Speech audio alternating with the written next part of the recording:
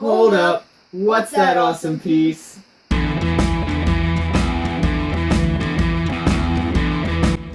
Nathan Masters here, and it is time for another HUWTAP. So this awesome piece is a shock absorber, and right off the bat we can see that these guys incorporate something not very traditional for LEGO pieces, which is this metal component. So we see this every once in a while, but not too often, where we have kind of a sub-assembly.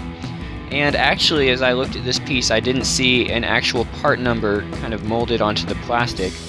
So if you go on Bricklink, you can find this by typing in 731C06, and the gray one is kind of not as rigid, with a more extensive spring in there, and then this yellow one has it kind of bunched up a little more, so it's more of a stiff shock absorber.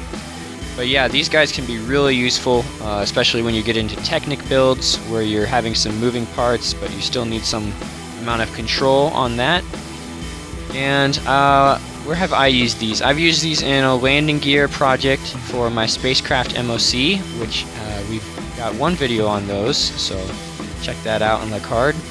Other than that, I've used these maybe just messing around, but not really in any other projects. So they're a lot of fun to play with. Yeah, just kind of getting that action. Seems like they have a pretty good longevity, lifetime wise. Back on our Bricklink data sheet here, we've got first released in 1988 and still in production, so that's a pretty good range. 38 sets officially so far in various colors, and those colors include red, dark turquoise, light gray, black. I think there were 6 or 7 official colors. Of course, if you're careful and keep an eye out, you might find these in unreleased colors, as a lot of collectors like to do. But that's a whole nother realm. We won't get into that one today. But yeah, shock absorbers. Again, with this metal component, you're probably going to want to keep these out of the water when you're washing pieces.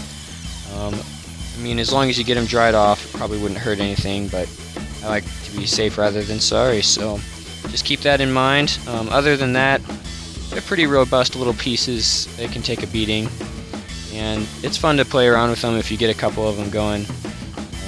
Yeah, really good for landing gear, especially on larger spacecraft where you can get them folded up inside, that kind of thing. Yeah, definitely have uses beyond that. Play around with them. Technic connections on each side. Other than that, it's just it almost looks like not really a LEGO piece at all.